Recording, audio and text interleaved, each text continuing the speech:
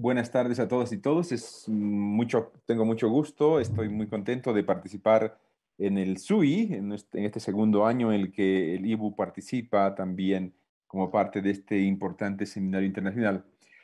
Bien, yo voy a contarles ahora una investigación que hemos trabajado en mi universidad y en colaboración con el Instituto Boliviano de Urbanismo, por supuesto, sobre esto que nosotros estamos llamando urbanismos alternativos. ¿Me escuchan bien antes para confirmar?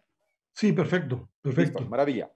Entonces, no sabíamos cómo nombrar a esta forma de hacer urbanismo y nos animamos a llamar urbanismo alternativo y en un momento eh, daremos cuenta de qué se trata. Bien, en Bolivia, aproximadamente los últimos 12, 13 años, se han empezado a ver muchas prácticas de esto que se llama acupuntura urbana, urbanismo táctico, do it yourself, arquitectura directa y una serie de prácticas que, por supuesto, conocen ustedes también en los diferentes países.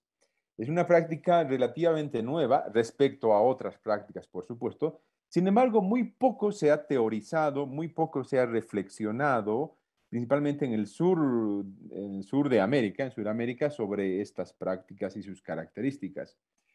Y en Bolivia, como decía, son más o menos entre 10 y 12 años que se ha empezado a practicar esta forma de intervención del espacio público.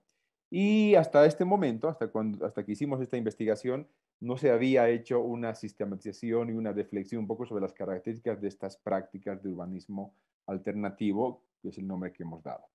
En ese entendido, en los próximos 30 y tantos minutos les voy a contar un poco cuál es el carácter de este tipo de intervenciones en Bolivia, previamente discutiendo un poco sobre el derecho a la ciudad como el background de soporte de estas prácticas y además una suerte de reflexión sobre los paradigmas que se han aplicado en Bolivia, totalmente coincidentes con América Latina, para ver después de forma muy rápida la serie de intervenciones urbanas que tenemos en nuestro contexto, en Bolivia, y finalmente unas reflexiones generales, ¿no? En un sentido analítico de la situación. Bien, cuando estamos hablando de estas prácticas nominadas, urbanismo alternativo, urbanismo táctico, o acupuntura urbana, o do it yourself, o arquitectura emergente, o repito, hay decenas de nombres.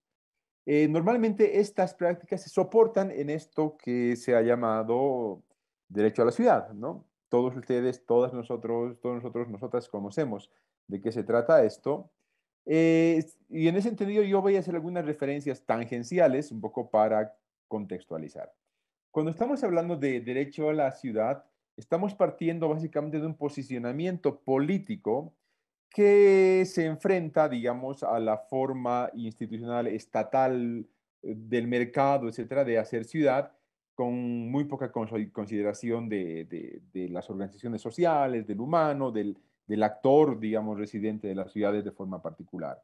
Esta idea, esta referencia que nace en los años 60 con Henry Lefebvre, que vamos a ver un momentito, básicamente busca que las ciudades revitalicen sus espacios públicos, que recuperen, respeten las intervenciones a pequeña escala, que acepten las prácticas de autogestión, que permitan que los actores centrales para la gestión de las ciudades sean también los colectivos ciudadanos, las organizaciones barriales, no solamente el Estado o la gran empresa, y etcétera. Hay una serie de aspectos que caracterizan, digamos, este vínculo entre el derecho a la ciudad y el urbanismo, repito, que nosotros estamos llamando alternativo. Esta idea del derecho a la ciudad, ¿no? Como el paraguas para soportar las intervenciones urbanas en el espacio público por actores que no son el Estado y tampoco son la gran empresa, digamos, como decía, se asientan en esta primera idea del derecho a la ciudad y del espacio público, ¿no? Paradigma, teoría, referencia, modelo, como ustedes quieran llamar, que nace en los años 60. No obstante, tiene una serie de evoluciones, ¿no? Creo que en esto ya está publicando un artículo y lo que hemos hecho con esta investigación es tratar de ver cómo ha evolucionado el derecho a la ciudad para que precisamente este momento sea soporte de este tipo de urbanismo alternativo, como nosotros llamamos. En una primera etapa, el derecho a la ciudad, promovida por Henri Lefebvre, proponía, ¿no?, de que la ciudad tiene que ser creada por sus propios habitantes en función a sus condiciones, en función a sus características propias, digamos, un poco una suerte de ejercicio de ciudadanía y de libertad, de derecho de, de, de, de construir también la ciudad en competencia a los años 60, los grandes emprendimientos inmobiliarios, la influencia del urbanismo moderno y toda esta corriente renovadora del urbanismo que estaba empezando ya a tener sus primeros efectos durante los 50, 60. Una etapa inaugural coincide con Henri Lefebvre y una segunda o primera etapa, digamos, de evolución ya se empieza a notar en los años 80 con don Derby Harvey, que plantea de que, ok, el derecho a la ciudad no puede ser tan inerte o tan light como él lo plantea en algún momento, sino que el derecho a la ciudad tiene que tener una postura política clara y ahí alinea, digamos, la discusión o los postulados del derecho a la ciudad a una corriente marxista, ¿no? Recuperar el espacio público, recuperar la ciudad para ir contra el capital, ¿no? Porque era el capital o es el capital que estaría configurando las ciudades en los años 80, y más bien la demanda de Henri Lefebvre de los años 80 había quedado casi diluida porque no se logró, no logró, digamos, hacer una gran influencia. David Harvey, los años 80, David Harvey plantea, ¿no?, un posicionamiento mucho más político aún que don Henri Lefebvre. Los años, ya el siglo XXI, otra escuela, digamos, otros sucesores, otros neomarxistas, por ejemplo, de la Escuela de Los Ángeles, entre ellos don Edward Soja, empiezan a decir, de acuerdo, estamos de acuerdo con las posiciones de Lefebvre, estamos de acuerdo con las posiciones de Harvey. Sin embargo, ahora el derecho a la ciudad ya no supone solamente el ejercer del ciudadano sobre la ciudad y el configurar en función a sus necesidades o a sus intereses, sino que hay que pensar la ciudad como un espacio abierto a las diferentes dimensiones culturales, étnicas, de clase, de género, de etcétera, etcétera, porque la ciudad no puede verse como veía Marx, como veía Harvey, mejor dicho, según Soja, como desde la economía política solamente, sino que la variable cultural, la variable, y ese tipo de variables eran importantísimas para pensar en el derecho a la ciudad, ¿no? Eso hasta, digamos, los últimos 10 años, que desde América del Sur, desde América Latina, precisamente, surgen otras voces, ¿no? Donde se alinean un poco con la corriente de David Harvey de los años 80 y ya promueven un derecho a la ciudad con una crítica muy fuerte al capitalismo financiero, ¿no? O sea, más allá de soportar y apoyar las propuestas de Soja y otros, por supuesto, como a la cabeza de Ana Alessandri, brasileña, por ejemplo, empieza a plantear de que el derecho a la ciudad básicamente en este contexto es la lucha contra la financiarización de la ciudad y el capital que de mucha mayor escala que está empezando a plantear, digamos, a configurar la ciudad. No obstante, estas visiones han tenido sus momentos de crítica, digamos, como con Castells. Por ejemplo, planteaba la idea de renovar estas miradas que en algunos casos, por ejemplo, en la visión de Lefebvre, son demasiadas subjetivas, etc. Bueno, entonces, de alguna forma, esta mirada de derecho a la ciudad es la que en la actualidad puede soportar estos urbanismos alternativos, ¿no? Como esta posibilidad de ejercer derechos sobre la ciudad a través de manifestar y construir estas ciudades. En términos institucionales, esta idea del derecho a la ciudad, como ustedes saben, ha sido recuperada, re-recuperada, vamos a decir, los años 2000, 2004, 2005, hacia adelante, a través de la Carta Mundial del Derecho a la Ciudad, en la Carta por el Derecho de las Mujeres a la Ciudad, etcétera. El 2014 es también parte de la Plataforma Global del Derecho a la Ciudad y en 2016 este derecho a la ciudad se convierte en la agenda urbana mundial, ¿no? En la conferencia mundial de las ciudades que se realiza en Quito hace unos ya 6 años, claro, precisamente como una hoja de ruta que iría supuestamente a orientar la política pública urbana de todos los países alineadas con eso que don Henri Lefebvre ya ha postulado en los años 60. Esto respuesta, digamos, a la creciente segregación en las ciudades, la privatización del espacio público, el empobrecimiento continuo, la exclusión, etcétera, etcétera, y además el impacto en el medio ambiente que están teniendo las formas de gestión o crecimiento de las ciudades.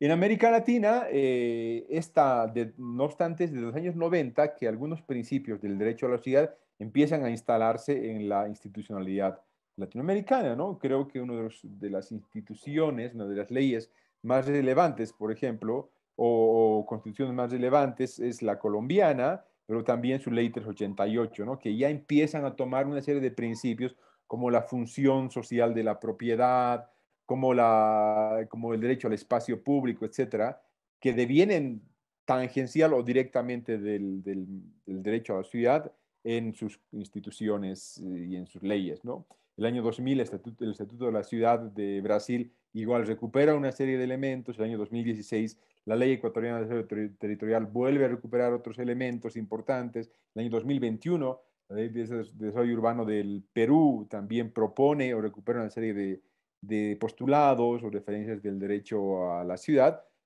muy alineados desde el 2016 para adelante, digamos, con la nueva agenda urbana que se trabajó. Esta propuesta del derecho a la ciudad también está muy vinculado, o esta institucionalidad está muy vinculada con el repensar el espacio público, mejorar la calidad de vida y básicamente permitir todas las manifestaciones culturales de la ciudadanía dentro de las ciudades. Eh, en ese entendido, hay que distinguir, por ejemplo, que el derecho a la ciudad también, si bien es recuperada por las institucionalidades de los estados a través de las leyes y que más o menos he mencionado de forma tangencial, también hay una ciudadanía activa que utiliza estas referencias, este paradigma, voy a decir, para desarrollar sus actividades, para manifestar sus intenciones y básicamente para cambiar las ciudades. Y en muchos casos, un poco haciendo referencia a Ana Alessandri, para oponerse al Estado, ¿no? Porque el Estado, por lo menos en América Latina, ha sido muy débil, por suerte con excepciones, en Bolivia totalmente. En Bolivia el Estado para las ciudades es un adorno, es una nominación nada más. Eh, no estoy exagerando. En el sentido de que los estados hacen muy poquito por las ciudades en términos de planificación, gestión, aseguramiento de los servicios básicos, mínimos, infraestructuras, etcétera, y por supuesto espacio público y condiciones mejores. Entonces hay una serie de actores de la ciudadanía que en Bolivia, como en América Latina y en muchos países del mundo, empiezan a decir, ok, nosotros tenemos derecho a la ciudad y nosotros vamos a construir nuestros propios dispositivos, mecanismos, etcétera, para ejercer ese nuestro derecho, ya sea a veces en contraposición a lo que el Estado hace o en complementariedad a lo que el Estado hace. Bien, eso como unas referencias generales. Espero estar en tiempo, creo que sí. Bueno, entonces, ese es el background un poco del derecho a la ciudad y donde se soportan estas prácticas que estamos llamando urbanismos alternativos. Pero ahora para entrar en contexto boliviano, que es muy poco conocido de todos modos, porque los estudios urbanos bolivianos no se difunden mucho, porque tampoco se hacen, les tengo que contar de que, por ejemplo, en Bolivia, igual que en varios países de América Latina, pues hemos empezado igual los años 40 con un urbanismo, por supuesto, funcionalista, hasta los años 60 aproximadamente, esa heredada por el CIAM, por la Carta de Atenas, por supuesto.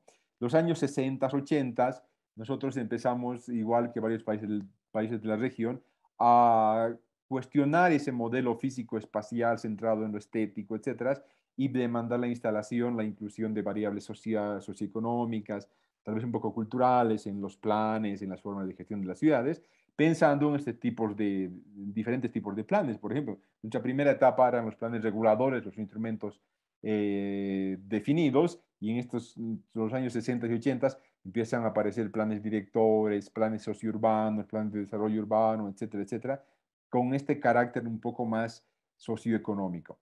Los años 80, 90, como en toda América Latina, los estados benefactores se caen, las privatizaciones y capitalizaciones son el nuevo modelo, el neoliberalismo, como llaman muchos, es el modelo que va a definir y gestionar el desarrollo, si se puede decir así, de los estados. Y en ese entendido se instala una suerte de urbanismo de proyectos, ¿no? Donde el plan como plan desaparece y es básicamente el proyecto específico el que va a promover digamos, los cambios urbanos. Es el sector privado que toma la batuta respecto al Estado, respecto a la administración del Estado, etcétera. Los años 2000 aproximadamente se instala otro paradigma vinculado todavía con el anterior, pero que empieza a incluir referencias ambientales, socioeconómicas, por supuesto, pero mucho de participación, ¿no? Mucho de participación.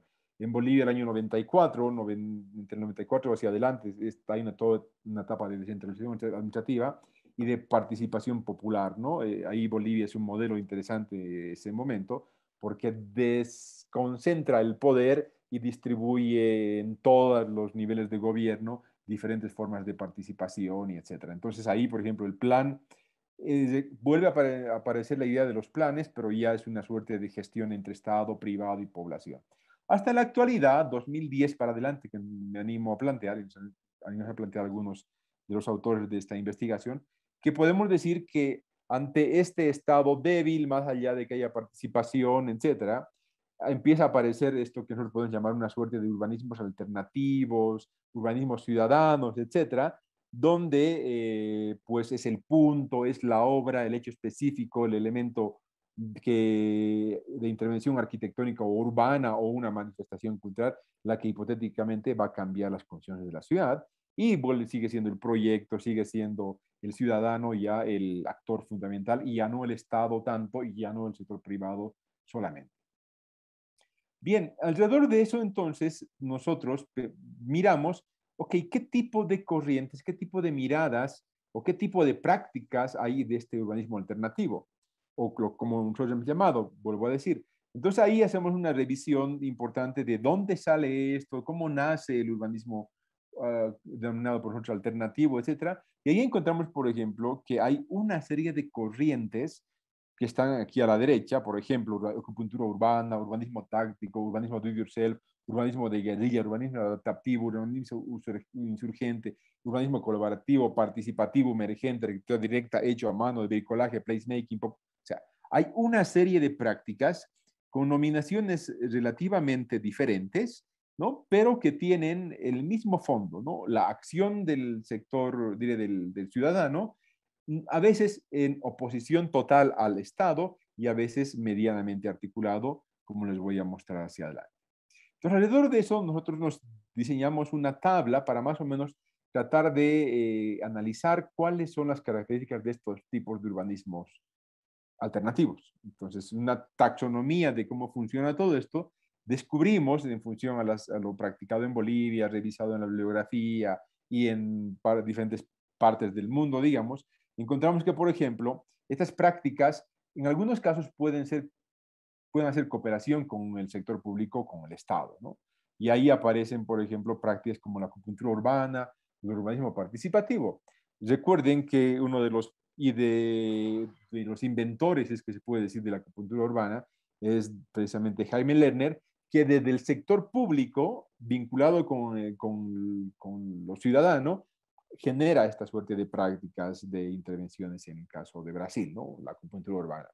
Hay otras prácticas que son básicamente de participación colectiva específicamente, pero que pueden tener una suerte de soportes mínimas del Estado o de organizaciones internacionales o de apoyo internacional o de algún tipo de empresa, etcétera, que se giran alrededor de grupos organizados medianos, digamos, que van a hacer intervenciones. Y ahí nosotros hemos calificado o clasificado, mejor dicho, por ejemplo, urbanismos tácticos, urbanismos colaborativos, urbanismos emergentes, hecho a mano, placemaking, como las prácticas o las nominaciones que más o menos corresponderían con esta práctica colectiva. Y finalmente tenemos, digamos, una opción o una forma de urbanismo alternativo mucho más centrada en lo autogestionario, donde aparece el do it yourself, el urbanismo de guerrilla, adaptativo, insurgente, pop urbanismo, bricolaje, arquitectura directa, etcétera, donde ahí hay una posición política mucho más clara, ¿no? Donde es el ciudadano solo, con sus propios recursos, en algunos casos, por ejemplo, soportados por corrientes anarquistas de pensamiento, accionan o actúan en la ciudad para lograr cambios, ¿no? Y normalmente no se vinculan con otros actores más que no sean los mismos ciudadanos. Entonces ahí encontramos, digamos, tres formas, repito, ¿no? Aquellos urbanismos de práctica cooperativa o con lo público, ahí aparecen urbanismo, cultura urbana y urbanismo participativo, de acuerdo a la revisión. Hay una participación colectiva, donde básicamente son ciudadanos medianamente articulados con el sector público y o con otras instancias mayores que puedan soportar las intervenciones, y otras están las de prácticas de autogestión específicamente. Bien, entonces bajo esa taxonomía, yo les quisiera contar rápidamente lo que hay en Bolivia y qué es lo que hemos ido haciendo y además sus características, ¿no? Repito, es una práctica relativamente nueva, 10, 12 años respecto a otras ciudades latinoamericanas, y lo que hemos hecho en esta investigación que inició que se hizo entre el año 2019 y el año 2021, más o menos, logramos identificar que entre el año 2012 y 2020 se habían hecho 38 intervenciones urbanas en 7 ciudades bolivianas, y donde básicamente eran 13 promotores los que estaban haciendo diferentes intervenciones de urbanismo alternativo, la mayoría llamadas como acupuntura urbana y o urbanismo táctico, ¿no? Que son las dos nominaciones más conocidas, digamos. Ahí identificamos las 38, ¿no? Entre las cuales muchas ya han desaparecido, algunas todavía se han quedado y algunas han tenido una presencia definitivamente esporádica, digamos, muy chica en términos de tiempo.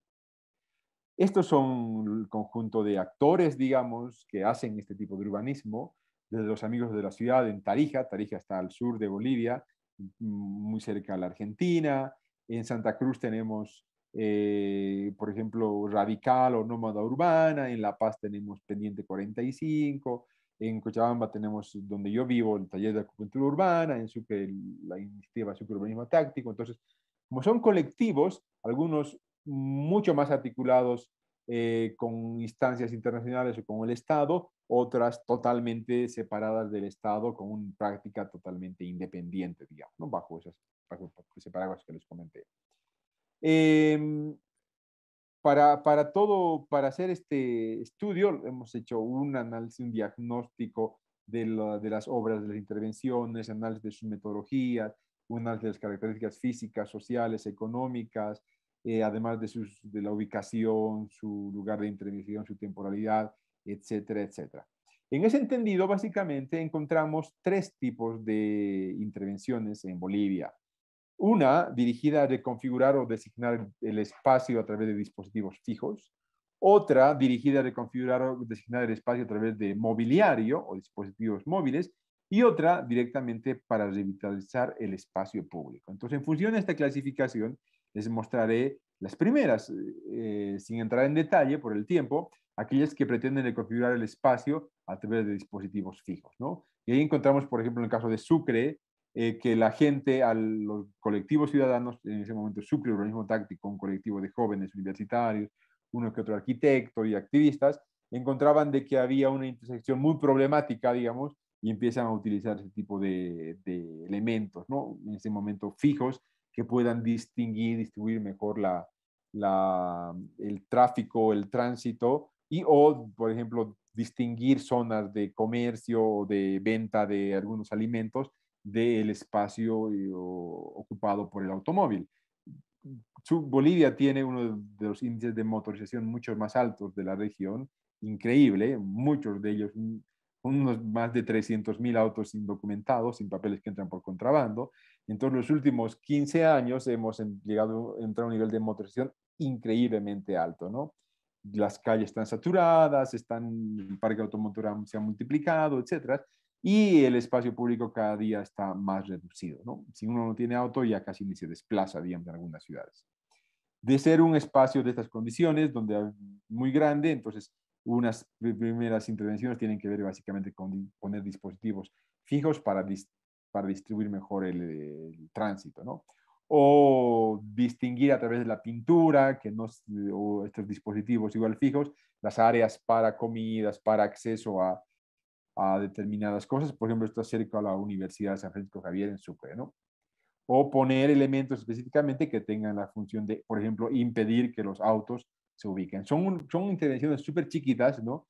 que para los interesados en ese momento tenían una función específica, ¿no? O crear un espacio específicamente para los food trucks que se han empezado a multiplicar en las ciudades bolivianas, pero igual a través de la pintura u otros dispositivos, crear áreas específicas que virtualmente o no virtualmente directamente creen el espacio público para los ciudadanos respecto a las zonas de los coches, ¿no?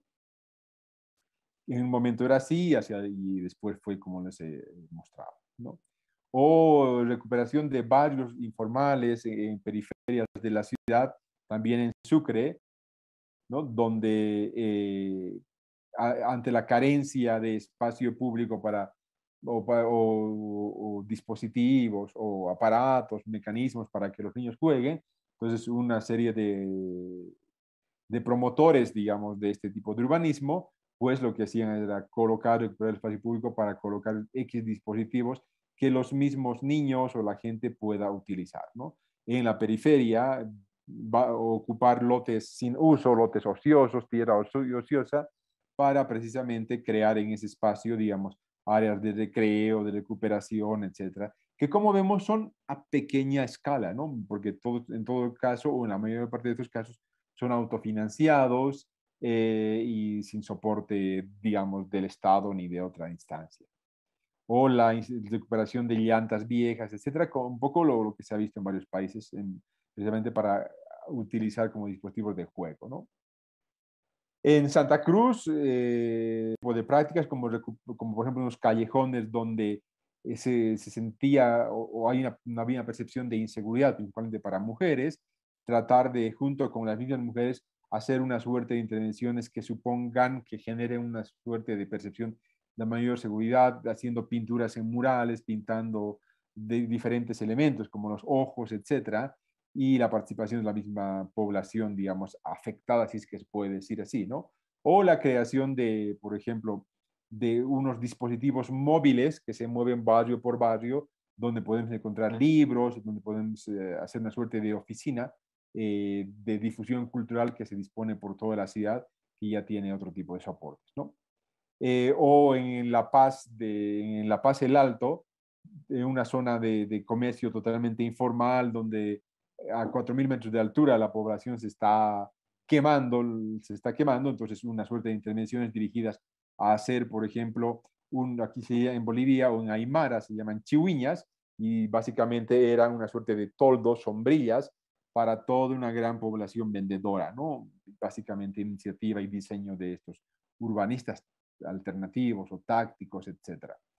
O la recuperación de estas zonas o con pinturas especiales, etcétera, para llamar la atención. Por ejemplo, es una zona donde están los brujos del Alto, ¿no? Son una serie de brujos que en el léxico boliviano o aymara se llaman cayahuayas, etcétera, de intervenciones con una función específica con ellos, ¿no? Esto, digamos, estos hasta aquí podríamos denominar como intervenciones chicas concretas, pero muy centradas con elementos fijos que no se desplazan, ¿no? Si hablamos de elementos que se configuran en el espacio, pero a través de dispositivos móviles, ahí encontramos ya, por ejemplo, algunas intervenciones, construcciones de madera, por ejemplo, en este caso, que pretenden competir con el automóvil y te quitan permanentemente un espacio para el estacionamiento. En el caso de Cochabamba, ¿no? Y los promotores de esto lo que hacían era construir este espacio, digamos, de madera o este mueble de madera que cerca de una universidad que suponga un espacio para trabajar, para sentarse, para estar en la sombra, para tener plantas alrededor, etcétera, y que pueda determinadas semanas moverse. Esta semana cerca de la universidad, la otra semana en el centro de la ciudad, la otra semana en una otra zona, etcétera, como una suerte de dispositivo que llama a recuperar el espacio público, ¿no? Porque este, por ejemplo, se llama el Parklet en la ciudad de Cochabamba y que todavía está presente y moviéndose. Aunque hay que reconocer de que sufre también algún nivel de... O la colina, por ejemplo, que en alguna plaza medianamente deteriorada, un parque deteriorado en Cochabamba también, la suerte de instalación de estos elementos, que son también para que la gente se junte o puede ser utilizados en Bolivia también tenemos una fiesta muy parecida a la fiesta de los muertos mexicano, así de grande, ¿no? Donde igual se hacen unas mesas, se ofrecen a los muertos que ese día llegan el 1 de noviembre, bajan a la tierra y se van. Entonces, por ejemplo, fue interesante ver que este elemento había sido recuperado por por un grupo de gente para diferentes muertos en una manifestación pública, ¿no? Y otras cosas. Entonces, pero igual tiene problemas, ¿no? O en el caso de La Paz, por ejemplo, ante los urbanizadores piratas, loteadores, etcétera, crear una serie de elementos como torres vigía, como mostrando la presa, estamos aquí y no vamos a permitir que sigan talando árboles o sigan ocupando las laderas para lotear, como llamamos aquí, es decir, fraccionar la tierra para fines comerciales y mercantiles o de ocupación directa, ¿no? Y con gente que estaba permanentemente cuidando ahí, digamos, una suerte de dispositivos con ese fin, ¿no? O en el caso de Tarija, al sur de Bolivia, ver que, por ejemplo, después de un accidente que hubo, un ciclista en una calle y murió, un grupo que se llamaba Los Amigos de la Ciudad decidió, ante la desidia del Estado, del gobierno municipal, pues instalar una serie de separadores, ¿no? de la vía, con latas pintadas, plásticos, etcétera, que tuvieron un efecto súper interesante y a la postre, pocos meses después, obligaron a que el gobierno municipal ponga este tipo de dispositivos, ¿no? Y ahí de todos modos se queda la bicicleta doblada como una suerte de monumento, digamos, a los ciclistas muertos por la predominancia del automóvil. O en el caso de Santa Cruz, ¿no? Este que ya me adelanté en decir, un contenedor de ideas, de libros, de obras de teatro, etcétera, que va moviéndose en la ciudad para precisamente que la gente haga charlas, haga unas pequeñas obras de teatro, intervenciones, etcétera, como una suerte de dispositivo que lleva cultura por diferentes lugares, principalmente barrios periféricos o que no tienen el acceso a servicios culturales importantes, ¿no? Y aquellos que están centrados en la intervención para el público específicamente y que son de una escala un poco mayor, ¿no? Ahí resaltan, por ejemplo, en el caso de Cochabamba, un pasaje San Rafael, es un pasaje que es el pasaje del Diablo, que igual estaba medianamente deteriorado, y otro conjunto de urbanizadores alternativos, en este caso gente que hace cultura urbana, decidió recuperar a través de hacer mosaicos, crear, digamos, a través del mosaico, los rostros de las mujeres representativas de la ciudad de Cochabamba, etcétera. Claro, aquí ya tuvieron un soporte, digamos, por ejemplo, la cooperación francesa, etcétera, para recuperar el espacio público. Igual, en unas plazuelas ahí que estaban un poco inertes, igual hacer intervenciones con pinturas, con recuperación de las tradiciones de Cochabamba, etcétera, etcétera, ¿no? Y a través de esta práctica que se convirtió un poco clásica de este grupo que se llama Taller de Acupuntura Urbana, a través del mosaico, mosaico, mosaico, súper interesante, ¿no?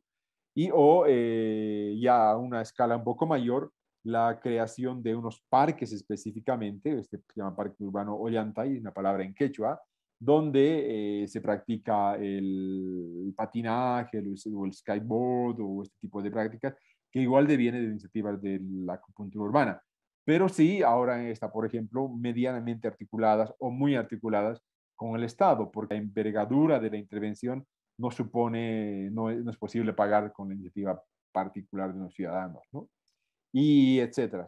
Y bueno, entonces, como ven, he mostrado solamente unos 14, pero este es el tipo de intervenciones con dispositivos móviles, dispositivos fijos, de mediana, de pequeña escala, etcétera, los que se están haciendo en Bolivia hace más o menos 12 años.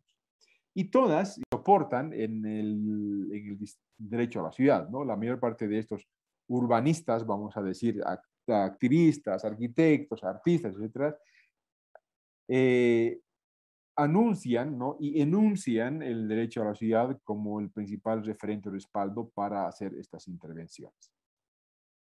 Y alrededor de eso, ¿qué podemos reflexionar finalmente, ¿no?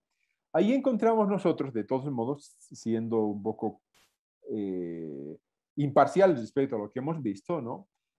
Cuatro tipos de intervenciones, ¿no? Esta que decía, bueno, tres, pero aparece una más que es importante, aquella que tiene que ver mucho con la pintura, ¿no? El uso de la pintura para hacer colaboraciones rápidas, intervenciones rápidas, etcétera, entre diferentes actores, aquellas que utilizan dispositivos fijos, otros que utilizan dispositivos móviles y otros que son intervenciones ya de mayor escala y involucran mayores recursos económicos, configuran de una forma mucho más drástica la ciudad, etcétera, pero tienen también que ser mantenidos y son mucho más costosos. Respecto a estos otros, como los dispositivos móviles fijos, que normalmente han utilizado materiales no durables, no siempre han tenido mucho éxito, pero sí han tenido costos bastante bajos respecto, por supuesto, a estas intervenciones, ¿no? Y respecto a la pintura, digamos, la mayor parte de pinturas que se han hecho en diferentes ciudades bolivianas han ido desapareciendo a los pocos meses de la intervención, digamos. Entonces, ¿qué podemos colegir, no? De que de las 14 intervenciones revisadas, que estas 14 corresponden a prácticas de cooperación pública y cooperación colectiva. De todas las obras que les he mostrado, es este taller de acupuntura urbana cuya iniciativa, digamos, nace en Cochabamba y es la que más está articulada con el sector público y un poco el privado mayor y amplia empresa, el que ha logrado tener, por ejemplo, intervenciones de mayor éxito. Eso nos hace suponer, digamos, de que estas intervenciones igual van a ser medianamente vigentes cuando logren aliarse con el sector privado que tiene recursos económicos o con el sector público, ¿no? En los otros casos donde se han visto intervenciones más chiquitas, ¿no? De pintura, dispositivos móviles, y que devienen de la autogestión y etcétera, y pocas fuentes externas o ninguna fuente de financiamiento externo, pues normalmente estos prototipos han desaparecido rápidamente, tan rápido como se han implementado, ¿no? Y en la lógica de autogestión, normalmente las intervenciones que se han hecho están no un poco desligadas totalmente de la autogestión pura y dura, digamos, sin negar que haya algunas de estas prácticas, ¿no? Bien, alrededor de esto se materializan, digamos, dos corrientes importantes, ¿no? Aquella que podemos llamar nosotros la de acupuntura urbana, que tiene una escala un poco mayor que la otra que se llama urbanismo táctico. Sin embargo, esta acupuntura urbana ha sido acompañada en todos los casos mostrados por el Estado o por la cooperación internacional y ha logrado obras de mayor envergadura y duración respecto a las otras.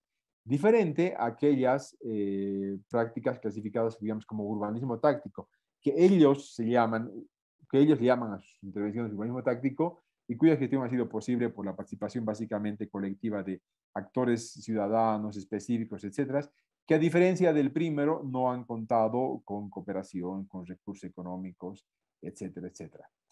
En síntesis, estos urbanismos que nosotros llamamos alternativos, ¿no?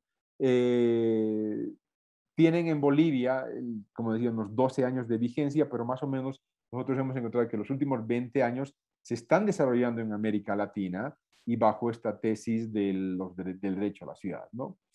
Se trata de ejercicios ciudadanos pensados como proyecto, básicamente, y por supuesto lejos de planes, lejos de esquemas mayores, y que son materializadas a través de dispositivos fijos o móviles, y en muchos casos de corta duración.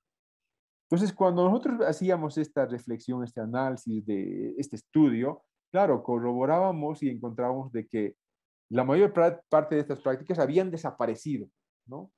Y nosotros críticamente decíamos, pues entonces si desaparecen tan rápido, es que a la postre no están teniendo el impacto que quisieran, ¿no? Porque su material, su temporalidad, etcétera, hace que estos entren y desaparezcan o mejor dicho, se edifiquen, se intervengan y desaparezcan.